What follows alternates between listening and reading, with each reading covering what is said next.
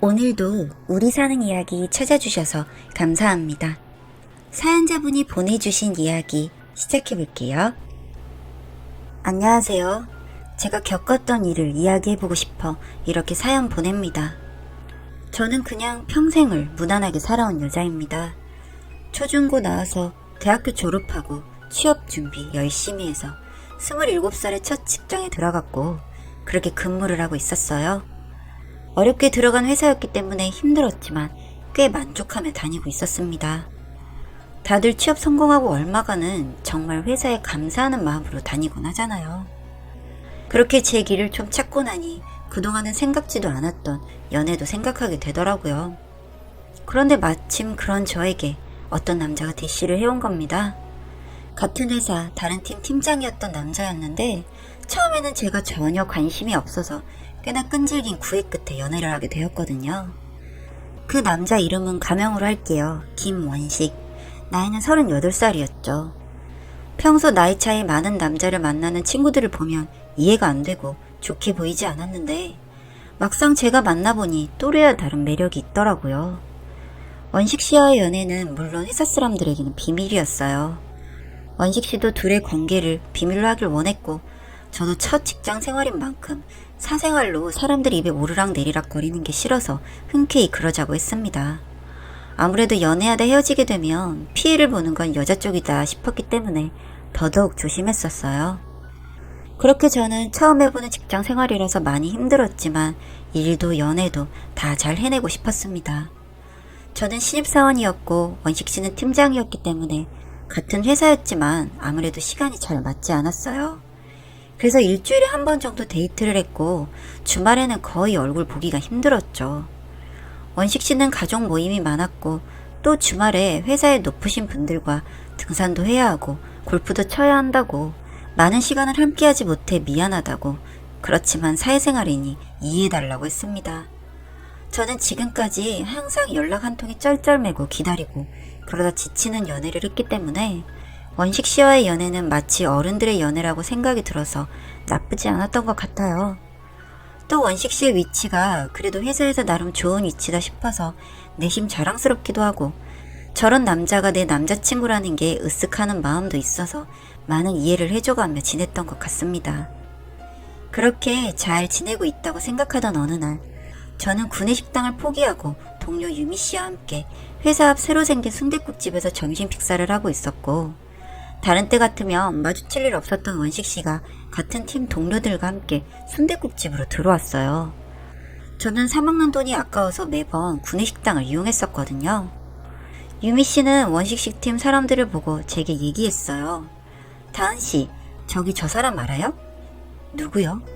저기 제일 키 큰 사람이요. 아, 저분? 저 팀 팀장님 아니에요? 근데 저분 왜요? 유미 씨가 말하는 사람은 제 남자친구 원식 씨였어요. 저 팀장, 아니 저 사람 회사에 예쁜 사람만 들어오면 그렇게 추파를 던진대요. 그런데 알고 보면 결혼한 지 10년이나 된 유부남이래요. 다은 씨도 혹시 모르니까 조심해요. 유미 씨가 해준 말은 너무 충격적이었어요. 네? 유부남이요? 저는 놀라서 되물었고 유미 씨는 네. 아니 제 사수 지연 선배 알죠?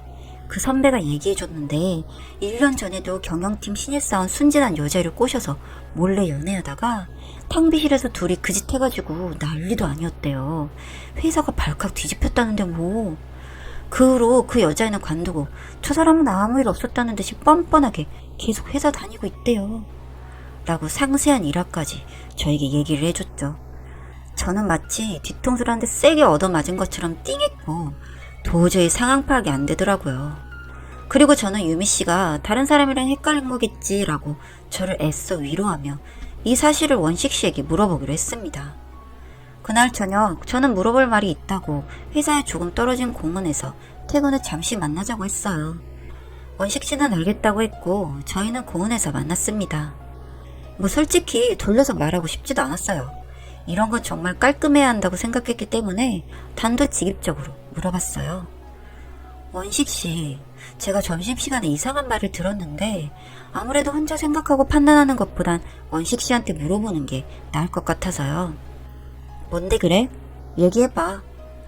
저희 팀 유미씨가 원식씨가 유부남이라고 그러더라고요. 작년에도 경영팀 여자애랑 바람 피우다가 회사 사람들한테 걸려서 그 여자애는 관뒀다고. 이렇게 말하고 뭐라 답을 할까 솔직히 저도 두근두근한 상태였거든요. 그런데 이 남자가 그러더군요. 응, 맞아. 나 유부남이야. 그게 왜? 저는 원식씨의 당당한 태도에 기가 막히고 어이가 없었습니다. 원식씨의 대답에 할 말을 잃은 저는 아무 말도 못하고 있었고, 그런 저를 보며 원식씨는 또 얘기했어요. 내가 미혼이라고 말한 적은 없던 것 같은데 내가 유부남인 게 우리 연애하는데 문제라도 있나? 라고요. 이런 또라이 같은 게 있나?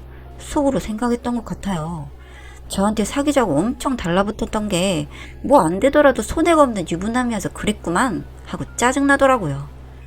저는 그 남자를 사랑했지만 유부남인 그 남자를 받아들일 정도로 강심장도 아니었고 제 상식으로는 그건 정말 말도 안 되는 짓이었기 때문에 헤어지자고 말했습니다. 그랬더니 그 인간이 그러더군요. 고리타분한 여자라고 그냥 연애만 하면 안 되냐고 했지만 저는 원식스의 말을 무시하고 자리를 박차고 일어섰어요. 저희는 그렇게 이별했고 고작 몇 개월 만난 사이라 많이 힘들진 않았던 것 같아요. 생각하지 않으려고 일에 더 집중했죠. 그런데 문제는 지금부터가 시작이었습니다. 그렇게 이별을 통보하고 난 뒤 얼마 지나지 않아서 갑자기 몸이 이상했습니다. 핑 돌기도 했고 속이 메스껍고 헛구역질도 나고 뭐라 표현할 수 없는 이상한 느낌이 있더라고요. 그래서 회사 반차를 내고 병원에 갔습니다. 위 내시경이라도 해봐야겠다 싶었어요. 요즘 스트레스도 많았고 야근도 잦아서 그런가 보다 했죠. 그런데 저는 날벼락을 맞고야 말았습니다. 내과로 갔는데 이 의사가 임신인 것 같으니 산부인과로 가보라는 겁니다. 속으로 생각했죠. 이 병원 다시는 안 와야겠다고요. 뭐 이런 개떡같은 오진을 하냐 하면서 나왔던 것 같아요. 그런데 또 혹시나 싶어서 확실히 하고 싶어 산부인과로 갔습니다. 헉, 임신 초기이니 조심하라고 하는 겁니다. 저는 그 소리를 듣고 너무 억울하고 눈물이 났어요. 이제 막 꽃피우려고 하는 내 인생이 남자는 잘못 만나서 대체 이게 무슨 꼴인가 싶었죠. 그렇게 길게 깊게 만난 사이도 아닌데요.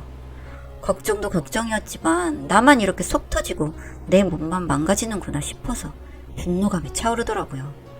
앞뒤 생각하지 않고 그 인간에게 문자를 보냈습니다. 저 임신이래요. 근데 그 인간이 제 문자에 답이 없는 거예요. 정말 그 순간 억울하고 죽이고 싶다는 생각까지 들었습니다. 이 인간이 나를 차단했구나, 다른 연애 상대를 또 찾았나 보구나 하고 분노감이 눈물이 다 날 정도였어요. 그리고 그날 밤 전화가 오더군요. 그 인간이었고 지금 집으로 갈 테니 만나서 이야기하자고 하더군요. 몇십 분 뒤 그 인간이 집 앞으로 왔고 저는 그 사람 차에 탔습니다. 뭐라고 하나 보자 하고 앉아있는데 그 사람이 저에게 이런 제안을 하는 겁니다. 사실 우리 집이 좀 부자야. 그래서 이 회사도 나는 아빠 백으로 들어온 거고 오래 다닐 마음 없어. 어차피 난 아빠 회사로 갈 거니까. 뭐 이게 중요한 건 아니고 아빠 회사를 물려받으려고 아빠가 결혼하는 여자랑 결혼을 하긴 했는데 마음이 없으니 아이 만드는 게 쉽지가 않네. 근데 아빠가 아이를 낳아야지만 어른이 된다고 그 전까지는 회사를 안 물려주실 것 같거든? 그래서 말인데 내가 돈은 너 원하는 대로 다 줄 테니까 회사 그만두고 그 아이 낳아서 낳자마자 나 주라. 어때? 지금 그게 무슨 말이에요? 아니 막말로 너 이 애 낳아서 키우려고? 혼자 어떻게 키우려고? 아니면 지우개? 내가 애 아빠인데 나는 그거 동의 못해. 아이만 낳아주면 너 평생 돈 걱정 안 하게 다 해줄 테니까 나한테 팔아. 내 와이프한테는 내가 말할게. 어차피 와이프도 남친 따로 있거든. 뭘 어째? 뭘 팔아? 당신이 그러고도 사람이야?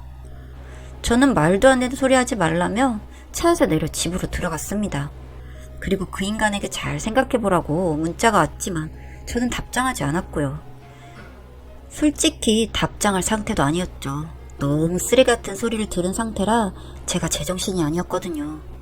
그나마 이 인간이 무슨 소리를 하려나 해서 녹음을 해둔 건 정말 잘한 일이라고 제 스스로를 칭찬했죠. 저는 회사에는 장염이라고 거짓말을 하고 며칠 동안 병가를 냈습니다. 그리고 집에서 혼자 며칠 동안 잠도 못 자고 먹지도 못하며 아이를 어떻게 해야 하는지 고민했던 것 같아요. 오랜 고민 끝에 저는 아이를 지우기로 결심했어요. 그리고 산부인과로 갔습니다. 그런데 정말 충격적인 일이 일어났더라고요. 저에게. 산부인과 상담을 받는데 의사 선생님은 이미 아이가 사망한 것 같다고 하는 겁니다. 완전 벙쪄서 앉아있는 저에게 아직 초반이라서 태아가 제대로 자리를 잡지 못한 상태인데 제가 너무 심각한 스트레스를 받고 먹지도 못하고 제대로 자지도 못해서 아무래도 아이가 떠난 것 같다고 하시더군요. 어제 피가 비치긴 했는데 저는 별 생각 없이 그저 임신하면 나타나는 증상인가 보다 생각했는데 그게 아니었던 건가 봐요. 저는 너무 마음이 아팠습니다. 그렇지만 나쁜 생각이긴 하지만 제 인생을 생각하면 어찌 보면 다행이라고 생각을 했어요. 그리고 생각했죠. 이렇게 된 거 이 인간에게 복수를 해줘야겠다는 생각이요. 쓰레기 같은 인간에게 한번 뒤통수라도 후려쳐줘야겠다는 생각이 강하게 들었어요. 전 병원을 나와 원식 씨에게 전화를 걸었습니다.